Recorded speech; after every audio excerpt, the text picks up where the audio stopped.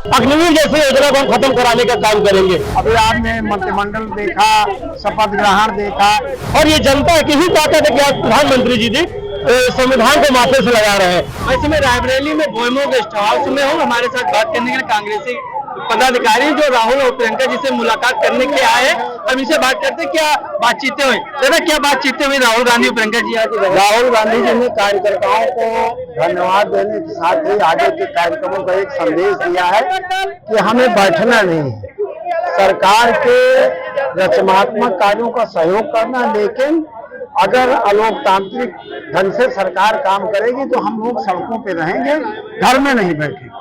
ये संदेश राहुल गांधी जी ने आज दिया है कि जो स्थितियां चल रही है देश वो बहुत अच्छी नहीं है, सरकार बहुत अच्छे ढंग से नहीं चल रही है। जो अभी आपने मंत्रिमंडल देखा, शपथ ग्रहण देखा, इसके बाद तमाम ऐसे कार्यक्रम है वही अडानी अंबानी के आसपास टकराता हुआ सब दिखाई पड़ रहा है, उन्हीं के आसपास सरकार घूमती हुई दिखाई पड़ रही है। आगे राहुल गांधी ने आगे एक संदेश दे दिया है कि आगे बड़ी लड़ाई लड़ने के लिए हम सबको तैयार हैं। अच्छा, आगे विधानसभा चुनाव 27 में आ रहा, उसको लेकर के रणनीति? विधानसभा चुनाव की अभी कोई बात नहीं, रणनीति हमारी पहले से बनी हुई। इंडिया गठबंधन एक मजबूत गठबंधन है जो आगे उत्तर प्रदेश में भी मजबूती के साथ खड़ा दिखाई पड़ेगा। भैया क्या नाम है? अखिलेश माहे एडवोकेट प्रदेश सचिव मुलायम सिंह यादव। राहुल जी प्रियंका जी भोईमो गेस्ट हाउस में रुके हुए थे, क्या बातचीत हुई आप लोगों को? राहुल जी का मुख्य कार्यक्रम यहाँ आज जो ऐतिहासिक जीत हुई रायबरेली की सरजमी से उन मतदाताओं को जो है आभार व्यक्त कर रहे हैं। और राहुल जी ने अपने भाषण में ये भी कहा है कि हम अपोजिशन में होते हुए भी अग्निवीर जैसी योजना को हम खत्म कराने का काम करेंगे। और ये जनता की ही ताकत है कि आज प्रधानमंत्री जी संविधान को माथे से लगा रहे हैं, क्योंकि प्रधानमंत्री जी जो नफरत की राजनीति कर रहे हैं रायबरेली अमेठी में और उत्तर प्रदेश में इनकी राजनीति को जो है विराम लगा दिया है। दादा क्या नाम है? सुंदरलाल यादव। आज मुलाकात हुई, क्या बातचीत हुई? बड़े अच्छे से मुलाकात हुई और उन्होंने इस सरकार को कोसा है, जब कोसा है जो बेरोजगार और अत्याचार की जम के किया है उसके विरोध में। क्या नाम है? मेरा नाम है फहीम अहमद, मैं जिला अध्यक्ष समाजवादी लोहिया वाहिनी का रायबरेली। बोयमो गेस्ट हाउस में प्रियंका जी राहुल जी बातचीत हुई, जनता का आभार व्यक्त किया है चुनाव को लेकर, क्या बातचीतें हुई? बातचीत यह हुई कि राहुल जी ने आज समाजवादी पार्टी के कार्यकर्ताओं को भी बुलाया था, क्योंकि उन्हें मालूम है कि समाजवादी पार्टी के कार्यकर्ताओं ने अमेठी और रायबरेली में जिस तरह से डट कर मुकाबला किया है बीजेपी का सरकार का, क्योंकि इनकी यहाँ राज्य में भी सरकार है, इन्होंने जिस तरह से चुनाव लड़ा है, दल की लड़ा, प्रशासन से लड़ा है और जितनी बड़ी जीत हासिल कराई है राहुल गांधी जी की, इसलिए आज राहुल गांधी जी ने अमेठी और समाजवादी पार्टी के कार्यकर्ताओं को रायबरेली के बुला करके उनका अभिवादन किया है और उनको धन्यवाद दिया है। क्या नाम है भैया? देखिए मेरा नाम संतोष कुमार है। राहुल गांधी जी यहाँ अपनी सरजमी पे आए थे, अपनी कर्मभूमि पर आए थे। यहाँ के बच्चा बच्चा जन जन की आवाज है, राहुल गांधी और अखिलेश यादव विकास पुरुष है। सभी लोग उनको भारी से भारी में तो विजयी बनाया है, भारत देश में एक इतिहास बनाया है, इतनी ज्यादा वोटों से जीते हैं। और आने वाले समय में 6 महीने के अंदर सरकार गिरेगी, प्रधानमंत्री बनेंगे राहुल गांधी। क्या नाम है? मेरा नाम है चौधरी निखट, मैं सलोन चेयरमैन टाउन एरिया। आज प्रियंका जी राहुल जी से मुलाकात हुई है, कितना अच्छा लग रहा है? ये हमारा सौभाग्य है कि राहुल जी और प्रियंका जी अमेठी और रायबरेली के हैं, नहीं तो लोग इनको देख नहीं पाते और हम लोग इनको छू करके हाथ पकड़ करके बात करते हैं, बिल्कुल अपनापन महसूस करते हैं। और वो भी हम लोगों को अपने परिवार का एक सदस्य मानते हैं। सोनिया जी भी साथ थी क्या? जी नहीं, आज सोनिया जी साथ में नहीं थी। आज कार्यकर्ता आभार सम्मान समारोह था, तो इंडिया गठबंधन के जो भी हमारे साथी थे, मैं तो कांग्रेस का कार्यकर्ता हूं, हमारे सपा के कार्यकर्ता भाइयों ने और कांग्रेस के कार्यकर्ता भाइयों ने, अमेठी की आम जनता ने, रायबरेली की आम जनता ने इतने भारी मतों से माननीय किशोरी लाल शर्मा जी को, माननीय राहुल जी को यहाँ से विजयी बनाया, उसके लिए आभार प्रकट करने का कार्यक्रम था।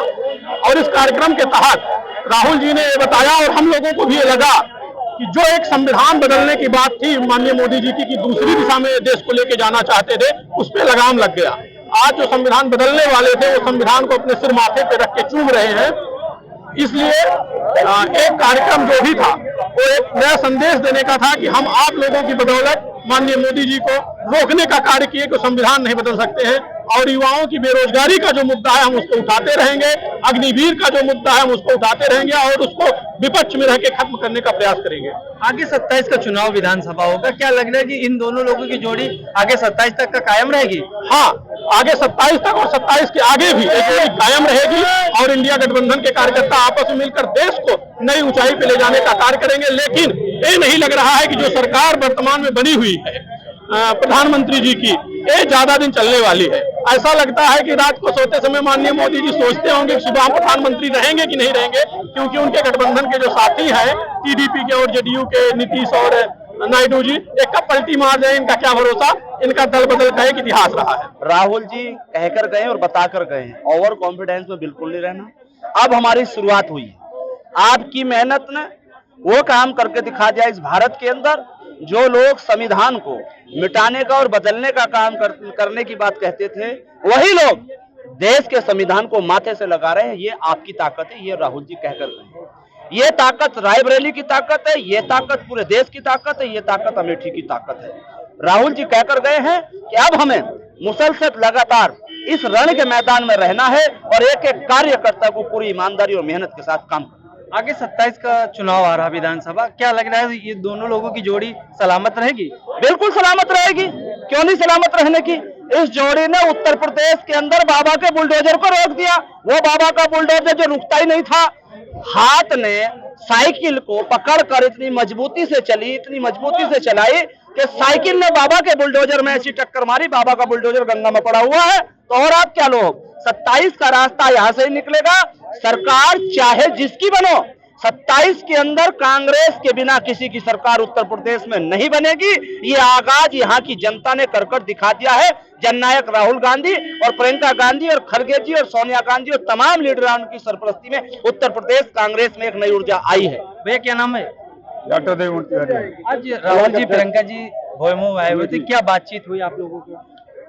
अब हमारी नहीं बातचीत हुई, मतलब जो आभार समारोह था उन्होंने उसमें भाषण दिया, उनका स्पीच भी सुना है। जो भी उनका स्पीच था कि भाई देखिए, जिस तरह से आप देख रहे थे पूरी तरह से मोदी सरकार छाई हुई थी, विपरीत परिस्थितियों में अमेठी और रायबरेली ने जिस तरह से मतलब एक निचले पायदान से उठ करके पूरा जो है यहाँ के जो कार्यकर्ता थे, जो भी संगठन के पदाधिकारी थे, नेतागण थे, सब ने दिन रात मेहनत करके एक भारी जीत, आप देखिए कि इनकी जो जीत है वो माननीय प्रधानमंत्री जी से भी ज्यादा बहुमत से, चाहे रायबरेली हो चाहे अमेठी हो, वहाँ से जीत हासिल की है। क्या नाम है भैया? बलराम मौर्य, पूर्व जिला पंचायत सदस्य अमेठी। आज राहुल जी प्रियंका जी बातचीत हुई, क्या बातचीतें हुई आप लोगों की? बातचीतें हुई, अब वहाँ आए, आभार व्यक्त किए। अब इसके बाद तो बातचीत होती रही, घर पे आ गए हैं।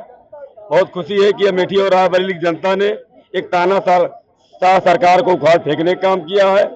ये न रोजगार पे बात करते थे, न महंगाई पे बात करते थे। सारे साल जो है किसानों के चल ले रहे हैं, खेती दाल उर्दी कुछ बच नहीं रहे, मटर, किसान परेशान, नौजवान परेशान, सारे परेशान इस सरकार में है। श्रेष्ठ यूपी के लिए पंकज कुमार, रायबरेली। यूपी की हर खबर देखने और उनसे अपडेट रहने के लिए हमारे चैनल श्रेष्ठ यूपी को सब्सक्राइब और लाइक करें। साथ ही बेल आइकन को दबाना ना भूलें, जिससे हमारे हर वीडियो की जानकारी आप तक पहुंचती रहे।